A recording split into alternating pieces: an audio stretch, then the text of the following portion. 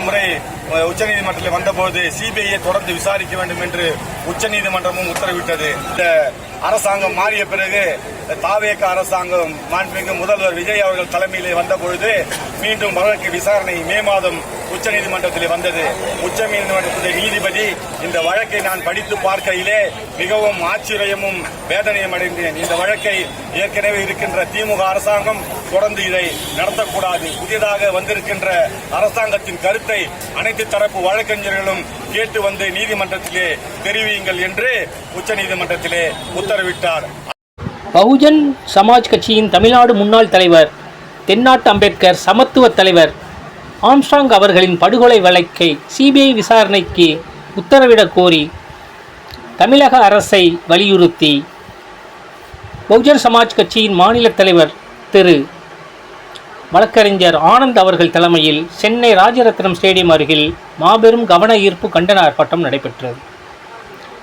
கடந்த திமுக ஆட்சியின் போது அரசியல் பழிவாங்கும் நோக்கத்துடன் பகுஜன் சமாஜ் கட்சி தலைவர் ஆம்ஸ்ட்ராங் படுகொலை செய்யப்பட்டதாகவும் அந்த படுகொலை வழக்கை சிபிஐ விசாரணைக்காக தாங்கள் தொடர்ந்து முயற்சித்து வந்த போதும் கடந்த திமுக ஆட்சி அதற்கு முட்டுக்கட்டை போட்டு வந்ததாகவும் தெரிவித்த ஆனந்த், தற்போதைய முதலமைச்சர் திரு ஜோசப் விஜய் தலைமையிலான தமிழக வெற்றிக் கழக அரசு உச்சநீதிமன்றத்தில் மேல்முறையீட்டு மனுவை வாபஸ் பெற்று சிபிஐ விசாரணைக்கு உத்தரவிட நடவடிக்கை எடுக்க வேண்டும் என ஆனந்த் வலியுறுத்தினார்.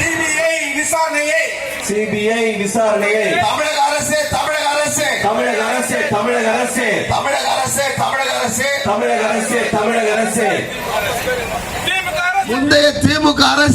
முந்தைய திமுக அரசு தடை கோரிய வழக்கினை சிபிஐ வழக்கினை வாபஸ் பெறு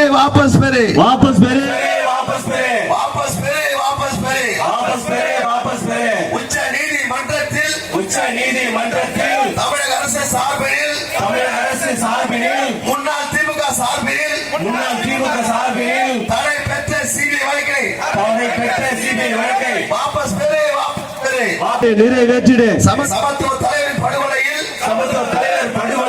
உயர் நீதிமன்றம் உச்ச நீதிமன்றம்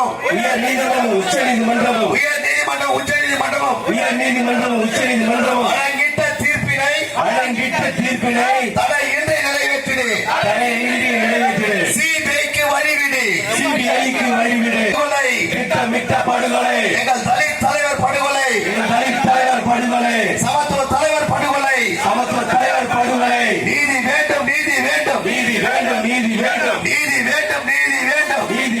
நீதி வேண்டும் ஆம்ஸ்ட்ராங் படுகொலைக்கு நீதி வேண்டும். கைது செய்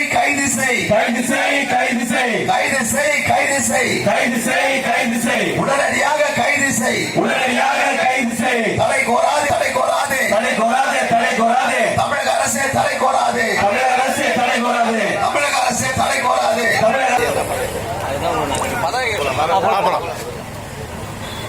அண்ணன் தென்னாட்டு அம்பேத்கராக வாழ்ந்த சமத்துவ தலைவர் ஆம்ஸ்ட்ராங் அவர்கள் கடந்த 2024 ஜூலை மாதம் 5ஆம் தேதி படுகொலை செய்யப்பட்டார். இந்த படுகொலை வெறும் ரவுடிகளுக்கு நடந்த ஒரு பின்புலமாக சித்தரித்து இந்த வழக்கை முடிக்க அன்றைய திமுக அரசாங்கம் முடிவு செய்தது. அன்று பொறுப்பேற்று நான் இந்த தலைவர் பதவிக்கு வந்த அன்றே சொன்னேன், இந்த படுகொலை மிகப்பெரிய அரசியல் பின்னணி, மிகப்பெரிய அரசியல் சதி, ஒரு பட்டியலின தலைவர் பெரிய அளவிலே வளர்ந்துவிட்டார் என்ற ஒரு காரணத்திற்காக அரசியல் காழ்ப்புணர்ச்சி காரணமாக பல கட்சிகள் ஒன்றிணைந்து, குறிப்பாக ஆளும் கட்சியின் பின்புலம் இல்லாமல் இவ்வளவு பெரிய தலைவரை மாய்த்திருக்க முடியாது என்று தெளிவாக சொன்னோம். அதன் பிறகுதான் 27 குற்றம் சுமத்தப்பட்டவர்களை கைது செய்தனர்.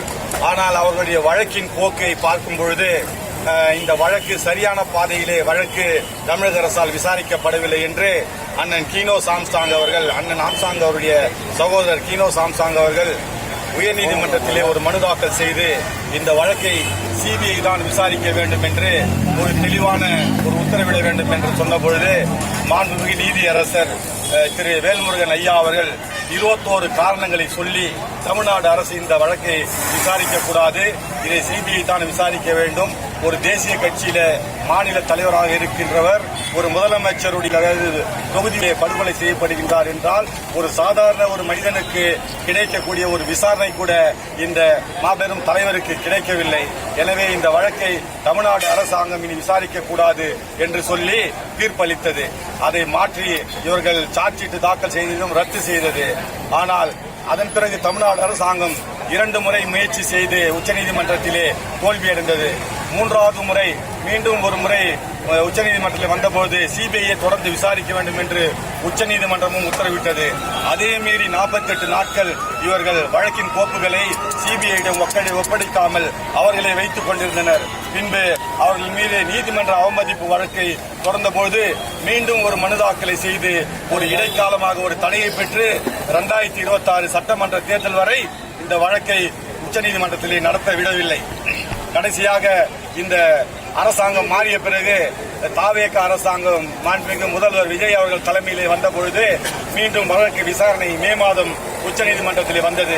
உச்சநீதிமன்றத்திலே நீதிபதி இந்த வழக்கை நான் படித்து பார்க்கையிலே மிகவும் ஆச்சரியமும் வேதனையும் அடைந்தேன். இந்த வழக்கை ஏற்கனவே இருக்கின்ற திமுக அரசாங்கம் தொடர்ந்து இதை நடத்தக்கூடாது. புதியதாக வந்திருக்கின்ற அரசாங்கத்தின் கருத்தை அனைத்து தரப்பு வழக்கறிஞர்களும் கேட்டு வந்து நீதிமன்றத்திலே தெரிவியுங்கள் என்று உச்சநீதிமன்றத்திலே உத்தரவிட்டார்.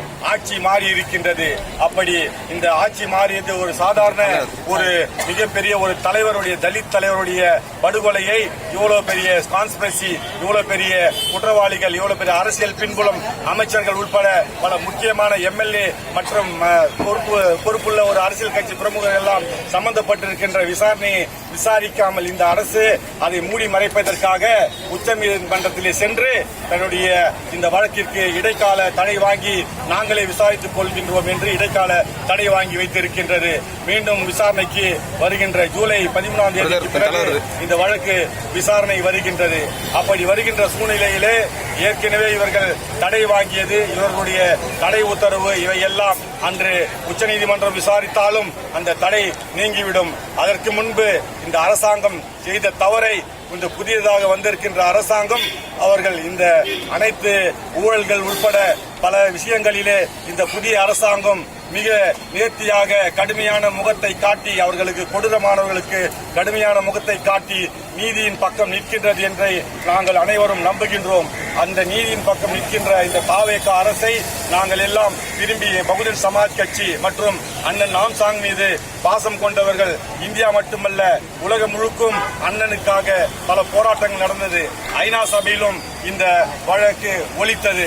அப்படிப்பட்ட ஒரு மிகப்பெரிய ஒரு நேர்த்தியான தலைவர், மாபெரும் தலைவரான ஆம்சாங்குடைய வழக்கை சிபிஐ விசாரணைக்கு அப்பீல் செய்த திமுக அரசின் அந்த அப்பீல் மனுவை வாபஸ் பெற வேண்டும் என்று இந்த தாவேக அரசு அவர்களுக்கு நாங்கள் எங்கள் பகுஜன் சமாஜ் சார்பாகவும் அண்ணன் ஆம்சாங் அவர்கள் குடும்பத்தின் சார்பாகவும் அவர் மீது பாசமும் அன்பும் கொண்ட அண்ணனுக்கு நீதி வேண்டும் என்று சொல்லுகின்ற அனைத்து தரப்பு சார்பாகவும் தலைவர் என்ற முறையிலே பகுஜன் சமாஜ் கட்சியுடைய மாநில தலைவர் என்ற முறையிலே நான் ஒரு வேண்டுகோள் விடுக்கின்றோம். இந்த வழக்கை சிபிஐ வழக்கு அப்பீல் செய்த வழக்கை உச்சநீதிமன்றத்திலே வாபஸ் வாங்க வேண்டும்.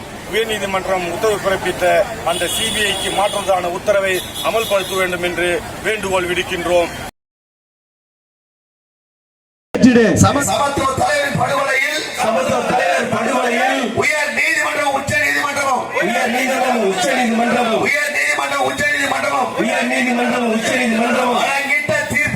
வழங்கிட்ட தீர்ப்பினை தடையின்றி நிறைவேற்றிடு.